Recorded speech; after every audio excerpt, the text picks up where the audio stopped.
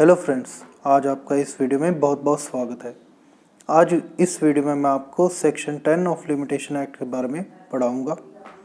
देखिए सेक्शन 10 क्या कहता है। सेक्शन 10 बेसिकली ट्रस्टीज़ और उनके जो रिप्रेजेंटेटिव्स हैं उनके खिलाफ प्रॉपर्टी जो कि ट्रस्ट कर दी गई है ट्रस्टी को, अगर जो कि ट्रस्ट प्रॉपर्टी है वो ट्रस्टी को फॉर अ पर्टिकुलर पर्पस दी गई है, तो उसके खिलाफ कोई भी लिमिटेशन नहीं रहेगी, वो लिमिटेशन से बाउंड नहीं होगा।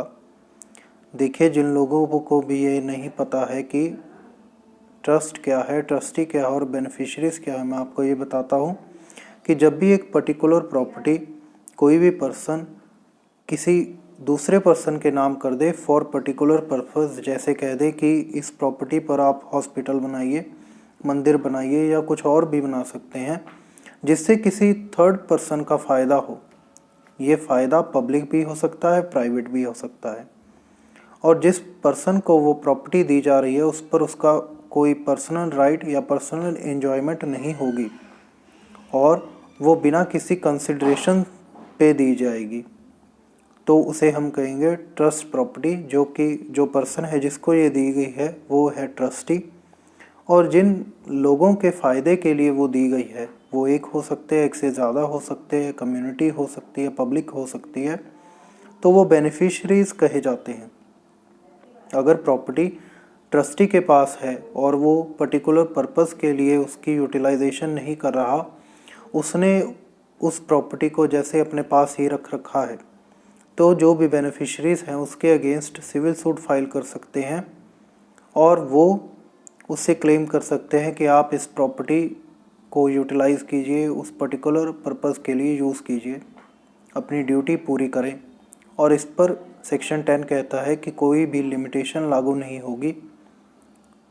इसकी एक एक्सेप्शन भी है। अगर एक असाइनी को जब प्रॉपर्टी असाइन की गई, अगर उसके अगेंस्ट एक वैल्यूएबल कंसिडरेशन ली गई, एक रीज़नेबल जायज़ कंसिडरेशन ले ली गई, तो उस केस में क्या होगा कि जो लिमिटेशन है, जनरल प्रिस्क्राइब्ड लिमिटेशन है, वो उस पर एप्लीकेबल होगी, क्योंकि ये एक तरह से एक ट्रांजैक्शन मानी जाएगी, इसको पब्लिक गुड के लिए ही नहीं माना जाएगा। सेक्शन 10 यही कहता है कि जब भी इसके अगेंस्ट एक वैल्यूएबल कंसिडरेशन ले ली गई तो उस केस में एक जनरल प्रिस्क्राइब्ड लिमिटेशन ही रन करेगी, उस पर एप्लीकेबल होगा। उस प्रिस्क्राइब्ड लिमिटेशन में ही, उसके अंदर अंदर ही हमें सिविल सूट जो बेनिफिशरीज हैं उनको फाइल करना पड़ेगा। और इसके बाद मैं कुछ बातें बताता हूँ आपको केस लॉज की। और इसमें क्या कहा गया है कि जैसे एक केस लॉ में कहा गया, अगर एक बंदे की फिड्यूशरी पोजीशन हो, जैसे जिम्मेदार पर्सन हो, कोई भी रिलेटिव हो सकता है, वो ऐसे एज अ जिम्मेवार person, as a fiduciary person act करे, तो सिर्फ फिड्यूशरी पर्सन एक्ट करने से ही उसकी जो पोजीशन है वो एज अ ट्रस्टी नहीं बन जाएगी। जैसे आप कह सकते हैं एजेंट्स हैं, मैनेजर हैं, बेनामीदार्स हैं, इनके एक रीज़नेबल पर्सन की तरह एक्ट करने से ये ट्रस्टी नहीं माने जाएंगे, इनके खिलाफ सेक्शन 10 अप्लाई नहीं होगा। तो इस तरह लिमिटेशन बाउंड रहेंगे, ये विद इन लिमिटेशन ही इनके खिलाफ जो भी केस है वो फाइल करना पड़ेगा, अगर जो मैटर ऑफ इशू है वो इनसे रिलेट करे।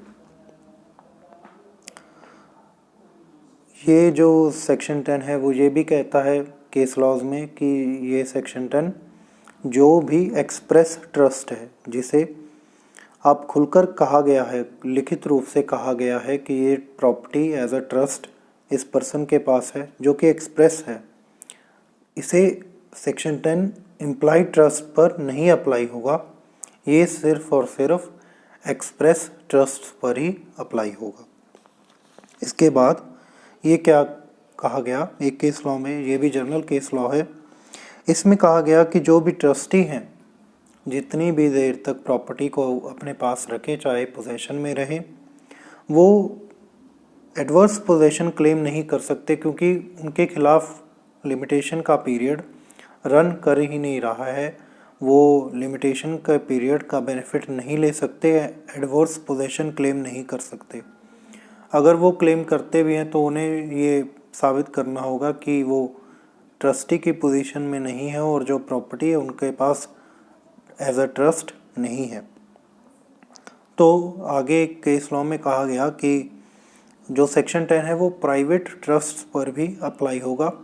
जैसे एक प्रॉपर्टी किसी पर्टिकुलर पर्सन के बेनिफिट के लिए ही ट्रस्ट कर दी गई हो, कुछ प्रॉपर्टीज़ पब्लिक पर्पस के लिए भी ट्रस्ट की जाती हैं जिनसे पब्लिक का बेनिफिट हो, पब्लिक गुड हो। तो सेक्शन 10 के लिए ये भी कहा गया कि ये public as well as private trust पर भी एप्लीकेबल है।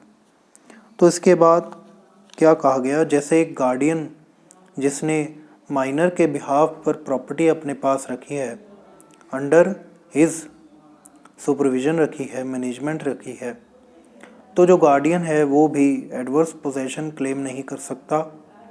वो भी एज अ ट्रस्टी ही उसकी प्रॉपर्टी अपने पास रख रहा है, उसका रख रखाव कर रहा है। तो गार्डियन भी माइनर की प्रॉपर्टी के ऊपर वो एडवर्स पोजेशन क्लेम नहीं कर पाएगा। तो ये थे सेक्शन 10 और उससे रिलेटेड कुछ केस लॉस। जैसे कि जनरली बताया कि जब भी ट्रस्ट प्रॉपर्टी आएगी उसके अगेंस्ट लिमिटेशन रन नहीं करेगी। एक एक्सेप्शन है कि उसके अगेंस्ट एक वैल्यूएबल कंसिडरेशन ना दी गई हो, तो ये मैटर ऑफ इशू बन जाएगा। ये साबित करना पड़ेगा कि उसके अगेंस्ट एक वैल्यूएबल कंसिडरेशन पे की गई थी। और इसके आगे ये कहा गया कि ये जनरल और प्राइवेट ट्रस्ट पर भी एप्लीकेबल है, जो कि केस लॉस कहते हैं। गार्डियन एज अ इसका एडवर्स पोजेशन क्लेम नहीं कर सकते, वो भी एज अ ट्रस्टी ही माइनर की प्रॉपर्टी अपने पास रखते हैं, रख रखाव करते हैं, उसकी देखभाल करते हैं। और जो भी ये सेक्शन है ये एक्सप्रेस्ड ट्रस्ट पर एप्लीकेबल है, कोई भी इम्प्लाइड ट्रस्ट पर एप्लीकेबल नहीं होगा। तो इस वीडियो में इतना ही। आपका इस वीडियो को देखने के लिए बहुत बहुत शुक्रिया।